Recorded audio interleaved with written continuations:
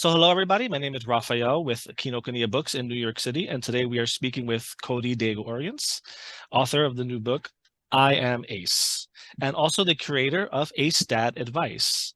Ace Dad Advice is a social media-based asexuality education project designed to support young people exploring asexuality as an identity and anyone questioning their sexual orientation.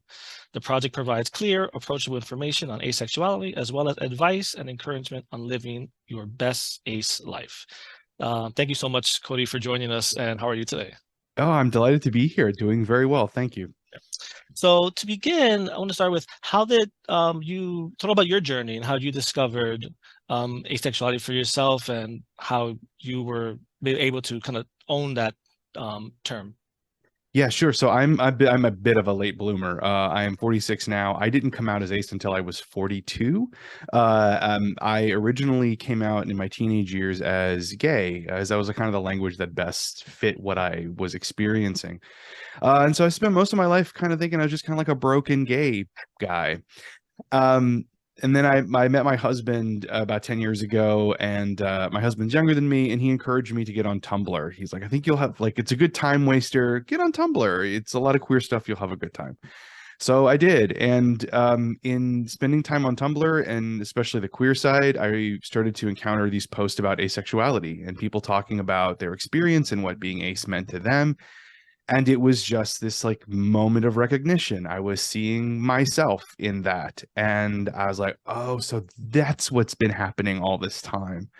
And that was really how I started to connect the language of asexuality to myself. And then, along the way, with like really support from my friends and being in therapy as well, it was really super helpful too.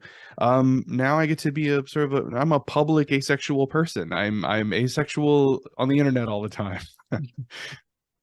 Yeah. So just in case people who are going to be watching aren't super familiar, just in a quick summary, what is asexuality and what does the term ace mean? And or for someone who embodies it, how would you say? Yeah, sure. So asexuality is a sexual orientation that includes people who do not or rarely experience sexual attraction. Seems like a simple definition, but there are a lot of ways that one can be ace. There are plenty of experiences under the ace umbrella and relationships to sort of sex and intimacy and relationships.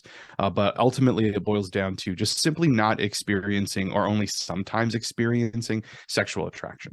That makes sense. So I'm aware that so obviously sexual attraction is one type of attraction, and then there's Mhm. others. And I think the way our culture is set up, a lot of these other attractions are kind of always seen as interplaying together. But Yeah. maybe can you speak on what are some other types of attractions that can function independently from just sexual attraction? Yeah, sure. So there are many ways that we can be attracted to other people.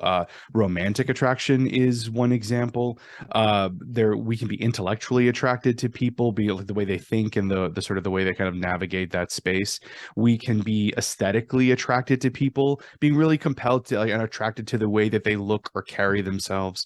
Sensual attraction exists. That's like wanting to be physical, but not necessarily in a sexual way with a person. So cuddling, kissing, holding hands, that kind of thing. So yeah, all of those different attractions, and you're right, like we do sort of believe that all of those are kind of knit up in one ball, and we're looking for the person that activates all of those things in us as like the right person. But in reality, all of those different attractions are working independently. So we can experience some, but not all. We can experience this one and not that one. But there are all those many ways in which we can be attracted to people. Yeah, it makes sense.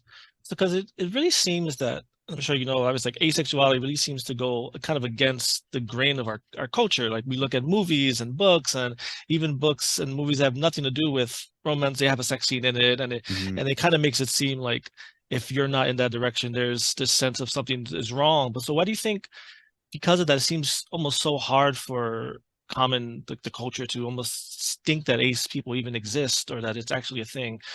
Do you think it's a culture thing? Or do you think there's something else that's going on that makes it kind of hard to sometimes fathom or even understand the concept? Yeah, well, I think like it's kind of a twofold thing. One, I do agree that there are these really strong normative cultural forces that tell us that sex is not just important but essential for human experience. Like there's allonormativity is a word for a normative experience that assumes that every person is essentially allosexual, which means that like you do experience sexual attraction. That's how we're born. We're innately built that way, and we also have like other normative structures that insist that every person to be a person has to want to have sex with others and has to want sexual relationships with people.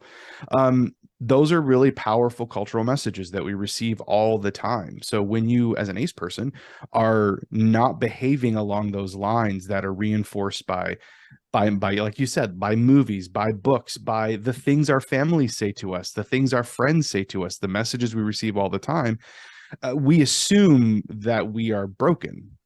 I think it also is important that we don't see a lot of representation for ace lives in books and movies and stories. So, we although there are ace people who are telling stories and making them, we don't see them very much. And you can't be something in the world if you don't see it. Mhm. So if the world tells you that the world should be one way and you see no representation here, you of course think, well, there's something wrong with me. There's something wrong with the way I'm moving through the world. And I think we're at a really cool time right now because there are now so many ace voices in a lot of different arenas that are being made more visible. So there are more people saying, no, there is another way to exist in the world, and you can have a pretty cool life as an ace person outside of those cultural norms. Mhm.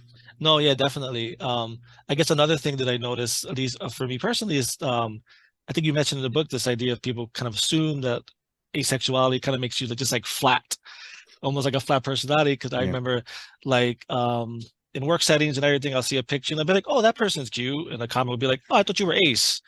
yeah, Just like, okay. yeah, So it's yeah. it's interesting to like I know there's no ill intention with it, but it's just interesting to these assumptions that get thrown in. It's very interesting to see it in real time sometimes. Yeah, like I mean, I Mhm. encounter it a lot as I'm also a polyamorous person, so there's still like new relationships exist in my life all the time, and I encounter that a ton when people like realize I'm an ace person. There's like, oh well, I guess like we can't date or anything, or we can't go on a date, or and that's just that's built on that assumption that sex is built in with everything else, and if you take the sex out, there's this like assumption that everything else goes away, that we just want to like I don't know, sit in a corner facing the wall and touch or look at no one. And that's just simply not, that's not really how it works. We ace folks can still experience a ton of other ways of a ton of other kinds of attraction and also build all kinds of relationships with other people. The asexual part just describes a way that we experience one kind of attraction in the world. Mhm. And then also common to that, there's kind of the split spec. So you can be ace and then aromantic and everything. So maybe can Mhm. you describe a little bit of what aromanticism is and some of the other ways people who do identify ace can kind of subcategorize, like the more common categories within the ace umbrella? Yeah, sure. So aromanticism is another experience that sort of sits outside those normative ideas of attraction. For aromantic folks, there is little or to no experience of romantic attraction. So an aromantic person is not going to like necessarily be inclined to like fall in love or feel romantic feelings for someone. Um, some people exist in both communities. Aro ace people are both asexual and aromantic, but asexuality and aromanticism can be separate. So you can be ace, but 100% be interested in romantic relationships and feel that strongly. Like that's my camp. I'm certainly allo-romantic, or the opposite can be true. Aromantic people can be allosexual. Um, Under those like umbrellas, like in the definition there's the no or rarely experience a kind of attraction, so there's like this spectrum of experience. There are like in asexuality, there are asexual folks who don't experience any sexual attraction at all. That's kind of where I fall. Then there are folks who are gray sexual, who exist in kind of a middle space of sometimes experiencing attraction and sometimes not, or experiencing it at like a really low level where it just doesn't matter. So that's kind of an in between experience. And there's even demisexual folks who um, are in that kind of gray space, but will only experience sexual attraction once an emotional connection is formed with someone. So Mhm. for demisexual folks, it's an asexual experience almost all the time until a bond is formed with someone, and then sexual attraction can enter the picture. Mhm. So there is a wide range of experience underneath the asexual umbrella for people connecting to and experiencing sexual attraction. Yeah. And I guess it goes back to when there's not that much representation in the world, it's like you can't really see what you're expecting or like to expect. Mhm. So I was thinking like obviously, as I said before, romantic relationships, like romantic attraction and sexual attraction are usually seen together. Mhm. So how would you kind of describe what a romantic relationship would look like without sexual attraction? Like not an ideal because everyone's different, but what would that begin to look like so other people can have an idea of what else is possible? Sure. So and even like in that, there's like a wide Mhm. possible set of possibilities. So asexual folks can have a real big range of relationships and experiences with sex itself. Mhm. So a romantic relationship with an asexual person could look like there's just romance in it and the asexual person does not want sex at all, so like sex is off the table for that relationship. Now how they structure, whether that relationship is open or polyamorous in another context, like that's their business, but it could just be romance with no sex involved. But there are some ace folks who do enjoy or at least feel comfortable participating in sex just for other reasons, like like it's fun, it feels good, it's a nice thing to do with your partner to feel connected or as an expression of their feeling for them. So a romantic relationship with an ace person can sometimes include sex depending on where that ace person is in relationship to Mhm. physical intimacy. So it sort of can be a lot of different things. It Right. really depends on the ace Mhm. person. And I guess the interesting thing is that if you tell people you kind of like engage in sexual activity, immediately sometimes begin to question, oh, then you're not ace. And those are interesting things that you always feel like your identity is kind of being threatened or attacked, or you start questioning it. Has that ever happened to you? I'm sure. Like, or how did you navigate that for yourself? Yeah, so I'm like mostly follows like a sex neutral ace person where I just really I don't have any strong pull either way when it comes to sex, but sex is part of my relationships with my partners. So yeah, sometimes I certainly do my like calling myself ace gets doubted, not by my partners, but by other people. They're like, well, how you really can't be that ace if you're having sex. Well, trust me, I can, like like I know what my experience is. But I think so much of that has to do not so much with like trying to deny a person's experience, but just a lack of understanding about what these words mean. I think there's some built-in cultural understandings about asexuality. It's just meaning like strictly nothing. And you have to sort of, if you feel up for it, to take the educational moment to teach what that is. Yeah, it's sometimes it can be very frustrating to have people not understand asexuality. I often joke, it's one of my least favorite things to tell someone new I'm ace, because I feel like I have to like bring a PowerPoint along with me, because like there's inevitably like 100 questions that come after that, and that can sometimes be like frustrating. But like that's, I just kind of like, that's where we are culturally. We still have a long way to go for people to understand what our community experience is like. Mhm. It's improving, which is great. But yeah, that sometimes is a real challenge. Mhm. Another question I have is obviously the ace community sits within the LGBTQIA plus. Mhm. Um, how have you seen the interactions with the rest of the wider community, the queer community, with asexualities?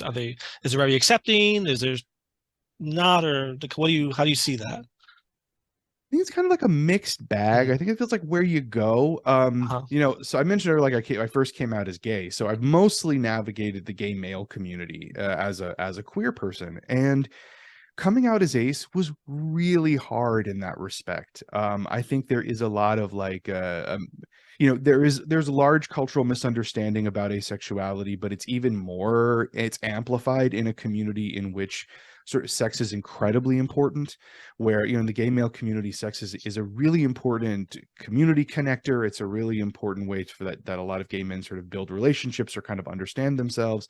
And to be someone who isn't interested in that at all, it can be very challenging.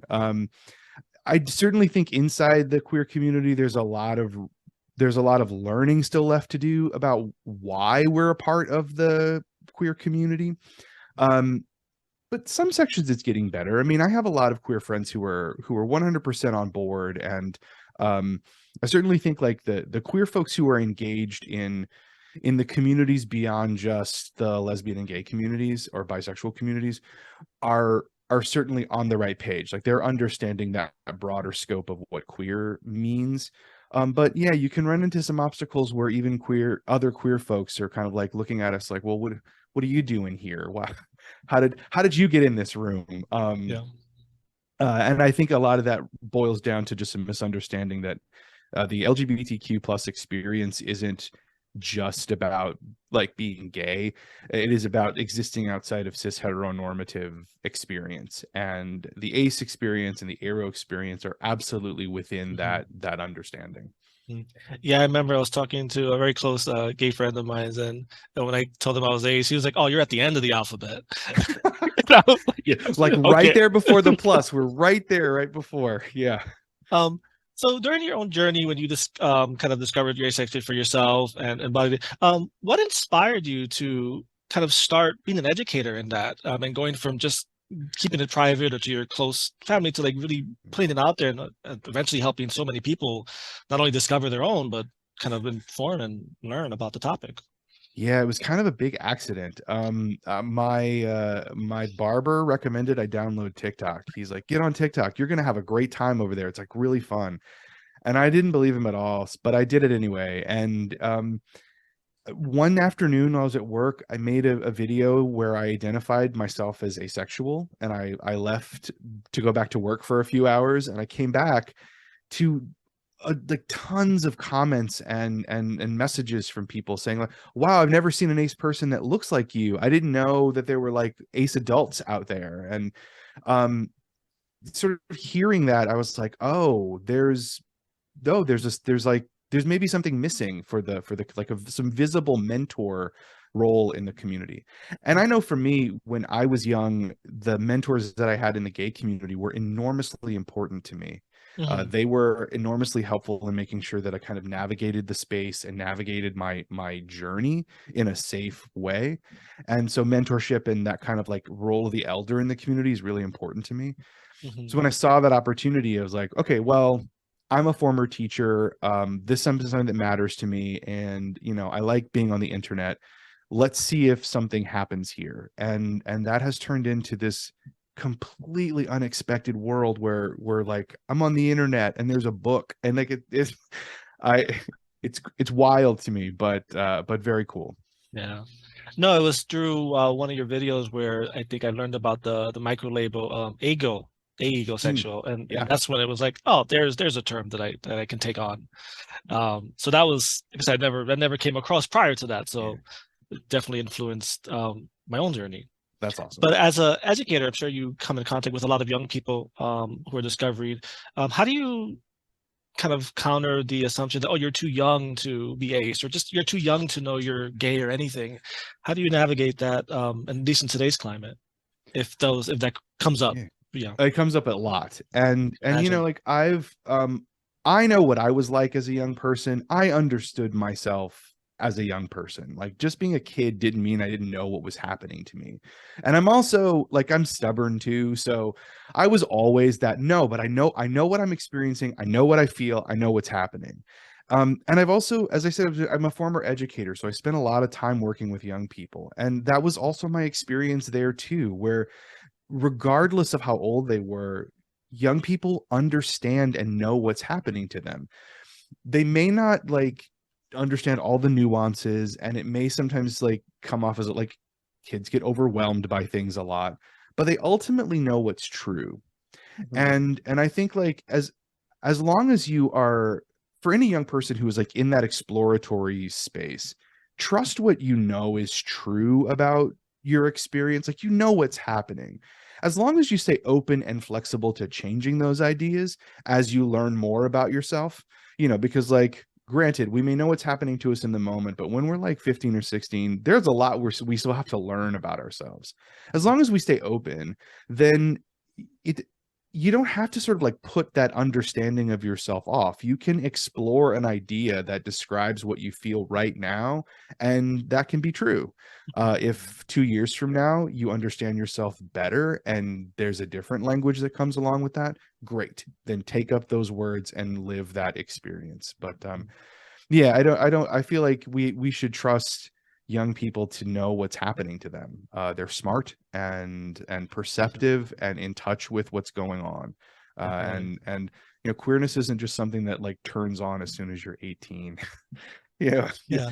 yeah. Yeah, it's kind of like what you mentioned in the book where like the labels, I think you used the word, they're tools, not tests. Hmm. Um, so the labels, they work for us. You don't have to like conform yourself to them type of idea. Yeah, Um, I remember I heard, but another frequent thing I hear a lot is that it's too complicated now. There's too many labels. There's too many terms.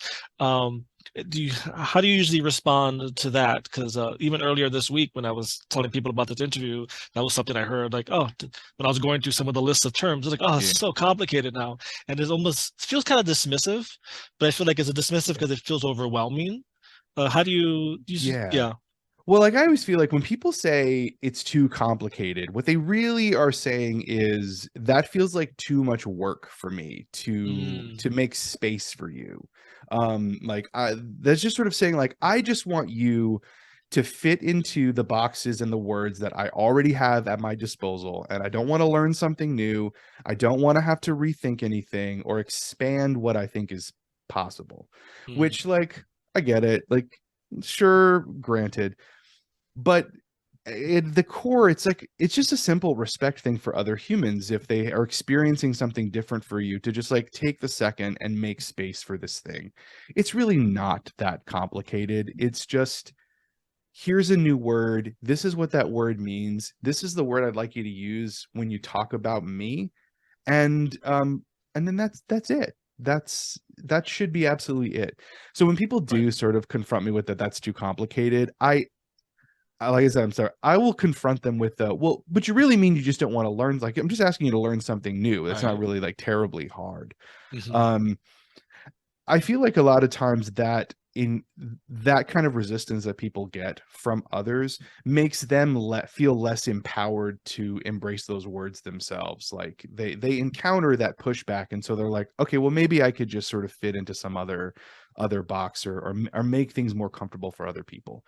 And I encourage, like, I'm very very much of the belief like other people's comfort around these things are not what you base your decisions about how you move through the world.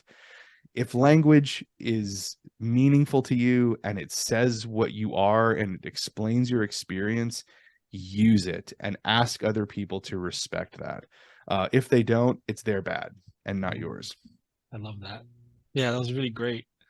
Um, what advice would you have for someone ready to come out as ace to their friends and their family? What is your kind of go-to advice to how to prep for that or how to go Yeah, about sure. that? I was thinking like first of all, make sure that you're doing it. Make sure you're doing it for yourself. Okay.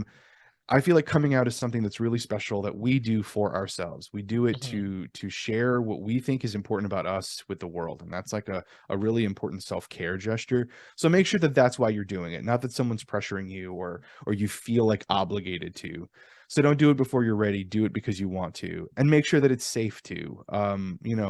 If coming out means that you're going to lose your house or get kicked out or anything like that, don't. Safety is the most important.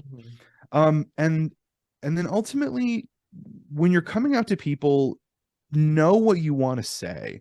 Take the time to prepare and really know, like, okay, when I'm going to explain asexual, because you're going to have to explain some stuff, be prepared. Hmm. Know how you want to talk about it. Know, like, this is how I want to say that I'm ace. These are the labels I want to use, and this is why I feel that way. Um, because and prepare for like questions you might get, and then ultimately don't apologize for it. Hmm. I feel like a lot of times ace folks and arrow folks too feel like they have to sort of work from a place of apology when they're sharing that, like, I'm ace, I know this is going to be hard to understand, or I know this may be difficult for you to handle, or I like this is going to probably be a challenge. And we should never apologize for talking about our authentic experience. Mhm. We should come out proudly because we're sharing what's true about us, and there's Mhm. nothing to be ashamed of when you're talking about what's true about you. Mhm. um yeah, do it for yourself, make sure that you're safe, and don't apologize, because there is zero to apologize for when it comes to asexuality. That's beautiful. And to kind of throw a final one at you, this might be some oversimplification, but for people who pick up this book, what do you hope they gain from it? um I think for like, so for two groups of people, for Yeah. ace folks, I hope that ace folks just feel really empowered to go out and like the title, go out and live your best ace life. Like, I want the book to feel like a constant encouragement. I always imagine, like, what I would love is for people to like have the book in their back pocket and they're going through their lives, and anytime they need some encouragement, it's there, and that's what it's there for. To make every ace person feel as empowered as possible to be ace to themselves, be ace in their relationships, and be ace in the world. And for people who are not ace, I certainly hope they come away with an understanding that our experience in community is really multifaceted. It's complex. There are lots of experiences in it. There are people of all kinds in our community, and it isn't what you have been led to believe. That it's a full, interesting, and complete human experience. Mhm. Well, thank you very much for that. That was beautiful. So, I Am Ace is out now, and you can get copies at Kinokuniya by clicking on the link in the description box below. Cody, thank you very much for taking the time to speak with us. It's been an absolute pleasure speaking Oh, with this you. has been a lot of fun. Thank you for having me. Um, I asked him if we can do this because, like I said, your stuff has been very helpful for me, and I followed it a lot. So when I saw the book, I used my bookstore position. Like, let's go talk to Cody. That's awesome. And But that means a lot to me. That really, mm, like, I, for the first couple of years that I was ace, I told nobody. I experienced a lot of shame about it, and mm, like, I feel like I kind of stumbled into this world and this position. So it means a lot to me that the part that was hard for me is helpful to other people. mm, So yeah, I appreciate that a lot. yeah. It's only recently that I told people at work, and the questions and the all right, let's go out drinking. We need to talk, and it's just like trying to explain. But I do have one question, at least for myself, Yeah. is how would you navigate? Because as a people see me as like a typical male, Hmm. asexual, so I have no problem talking about it, discussing it, and all the language. I just not interested in the participation part. So Yeah. because of that, I get the claim that I'm trolling or I'm lying Oh, or I'm playing a game. And just for some, it's like nothing I say can will get like I'm not. Um, and like it doesn't bother me too much, but it just makes me wonder. I'm like, why is it so hard to believe? Because I feel like as like a typical guy, it's yeah. so much harder to believe that one could be asexual than I guess a typical woman seems. No, like, Um, absolutely true. I mean, like, in the community, it's overwhelmingly female, because I think most men don't even think about this as a possibility. They just assume there's something wrong with them, instead of it's just like how mm, they are in the world. So I always, like, I feel like there are two kinds of people in the world. There are the people who don't understand something, but who are going to be open to learning from you, and then the people that no matter what you say, they have a fixed idea about what you are and what it is, and there's no changing it. mhm. For those people, you, I don't waste my time. Like, Okay, yeah. forget it. Like, nothing is going to change your mind, so I'm not going to waste any of my spoons and energy to try to do that, because Mhm, I deserve better than that. Now, people who are open, who are interested and curious, cool. I'll do the PowerPoint for you because, like, you're yeah, yeah. curious and open. But just remember, all of that stuff that people say to you that negates your own experience, it's all built from like outside cultural messaging. This is the world coming in and trying to Mhm, like force you to be an allo person and doing the allo thing. Um, One of the best pieces of advice I ever got was from a former boss who was like, "Look, you just don't sign for the package. People can deliver uh, whatever package they want to your house, but if you don't want to sign for it, just don't sign for it." And like, I tell myself that all the time, because I often want to sign for the package. Like, I like to uh, fight, so I often want to like get in there. But yeah, Yeah. don't sign for it if they're not interested and open, and if there's no curiosity there or space or grace for you. You don't have to sign for that package. Do your thing and be who you are, and forget about Yeah. that.